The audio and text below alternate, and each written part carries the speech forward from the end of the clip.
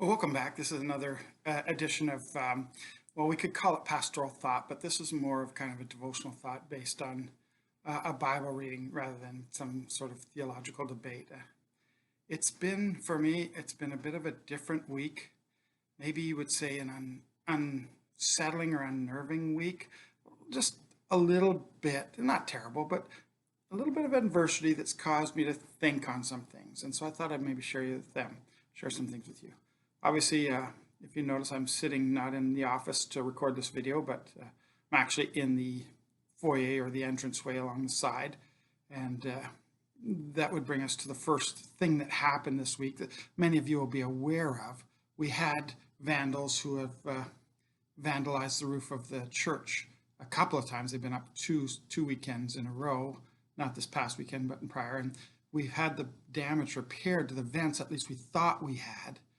But I guess when they were reefing off some of the vent moldings, they tore the roof lining and separated it. And we didn't notice that. And then on Wednesday it rained. And if I can walk over towards the office and just show you, it didn't just drip in the office. It just ran out. And so there's a hole right now in the ceiling where Thomas cut a hole. We got probably 5 or 6 gallons of water come through there, just steady stream, because it was all coming to a low spot and coming right through this crack and right into here. So it's like, oh man, we got more. We just did whatever it might have been, an insurance claim of $30,000 repair for water damage. So it's a little disheartening to go through this, although I think this will be significantly less. We've had the roof patched, but now we have to have it replaced. We knew we had to have it replaced. That will cost us something. So that was one of the things, and that was on Wednesday. And then Wednesday afternoon, I got an email from a couple that we've known for probably 15 years with Baptist Mid Missions. They were living out in Three Hills, Alberta, and they used to be with the mission, and they've resigned just as we kind of have. But the man, Cyril, he had a heart attack Wednesday morning and he died. And I would count him, we weren't close in as we were by proximity, spent a lot of time together, but we would get together every time there was a conference or something, and he and I just gravitated. We liked each other. And so I considered him really kind of a kindred spirit on a lot of things. He was a very self-aware man. That is, he knew his strengths and he knew his weaknesses, and he was, as far as you could tell, he was spot on them. So I really liked that aspect of him. He knew where his gifting was, he knew where his gifting wasn't, and he was able to try to develop ministry based on that. So anyway, that got me thinking of the loss. It's a loss for us, but it's more for his wife Lois, who sent this email to kind of let us know that it happened. And I thought, boy, there's a lot of people. That kind of got my spirits down a bit, because I thought there's a lot of people dealing with loss. There's been some who have lost parents very recently, some who have lost husbands in the last couple of years. So there's been a number of them that are struggling with that kind of loneliness, that separation, that loss. And we're going to deal a little bit with that, not exactly there, but on Sunday with our morning message, as we deal with Absalom's loss as David comes to grips with his death. There's some overlap there, but that got me kind of down. And then yesterday, which would have been Thursday, I made a huge mistake, forgetful mistake. I was downstairs. I just decided to finish lunch and decided to just do up my dishes. Had a few little dishes there. I thought I'd just rinse them or wash them in the sink. So I started filling the sink, the sink beside the fridge, not the main big metallic sink. And then I decided I have to go to the bathroom. I'll just go to the bathroom quickly, and then I'll be right back. And I thought, the sink will take a long time to fill anyway. I knew it wasn't a great idea when I did it, because I said I'm prone to forget things. But I'm just going to the bathroom. So I went to the bathroom, and as I come out of the bathroom, I'm downstairs, of course. I heard the door open upstairs. Somebody just walked in the building, and I knew Tom was not here. No one else was here. So I went up to investigate. And as it would be, it was Kathy stopping by, and boom, nothing to do with her. It wasn't her fault. It was my fault. I forgot about the sink.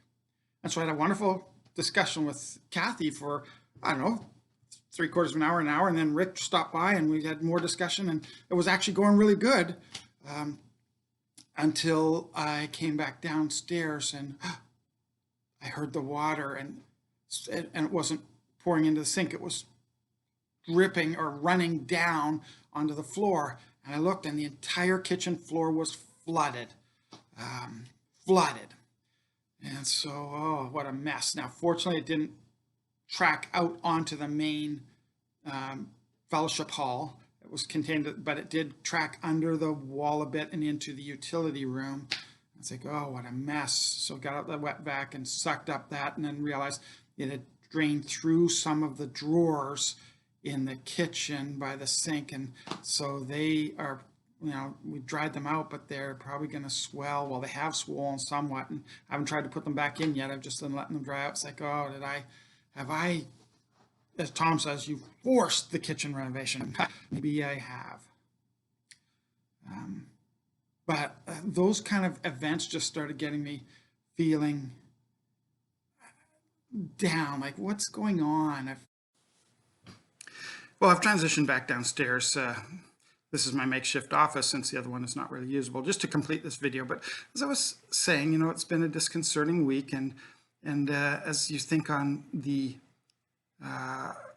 COVID disease and the isolation measures being taken and the financial burdens, a lot of people are feeling stressed in general. They're feeling tense, unsettled, something of that nature, and some are looking for, the reason behind this disease, whether it's God initiated, is this warning sign the first shot of the end times? Is it Satan initiated? Is it man initiated? Is there some nefarious purpose behind it? Some people are more focused on the how long of it and their immediate impact because their job has been affected. Some or a loved one has been affected. Or just their whole schedule has been changed by this, and things they were to do they couldn't do and can't do. And some of us just feel isolated. We feel like we're a bit lost because of all the restrictions that are placed on us right now. And then there's the financial, global, and national financial picture. I mean, Canada initially informed us there'd be a $21 billion relief package for COVID-19 for Canadians, and then it ballooned 40 some odd, and then by the end of March it was already acknowledged that it will be at least $107 billion. Well, by today, we're now later April, it's now over $157 billion. And that alone, if you don't factor in the potential loss of income to the government by less taxes, if people aren't working, if businesses aren't making a profit, less tax base, that $157 billion alone, which could be significantly higher as a deficit when all is said and done, that number alone would be over triple the single highest deficit Canada's ever run, which was 2009, in the wake of the 2008 recession and the housing market crash. The stimulus package, get people back to work, make work projects, so road improvements and infrastructure improvements and that kind of thing, which actually had some benefit. That ran us over $50 billion, which was the single largest deficit we've ever run. This one's triple, and people are wondering, how do we pay this back? I mean, frankly, the government just indebted every baby through senior that is a Canadian citizen, just indebted us another $4,500 each, for not for our own personal use, but for COVID relief measures. And so that's, when trying to pay back debt yourself, you think, well, that's just a snap of the fingers. Anyway, it all kind of got disconcerting. And so this week I've been feeling a little bit, I don't know if it's lost or, especially our ministries are not meeting as they should. And I was reading in my Bible reading, and this is in 2 Corinthians chapter 4, which if you're following the program Kathy gave for you, it will probably come up for you this Sunday. I'm one Sunday ahead, so I read it on Sunday, but it kind of set the tone for the week, because it felt like, as I read this, and I thought, okay, yeah, but then it felt like as the week built, this verse came back to me more and more. And it's a series of verses, actually. And it says in verse 7 of 2 Corinthians 4, but we have this treasure in earthen vessels, that the excellency of the power of God may be of God and not of us. We are troubled on every side, yet not distressed. We are perplexed, but not in despair. We're persecuted, but not forsaken, cast down, but not destroyed. Always bearing in the body the dying of the Lord Jesus, that the life also of Jesus might be made manifest in our body. If I could kind of summarize that for us, and I know Paul's thinking about the difficulties he faced, which were, when I think of the difficulties of this week, for me, they don't compare. They're not even on a scale that even relates.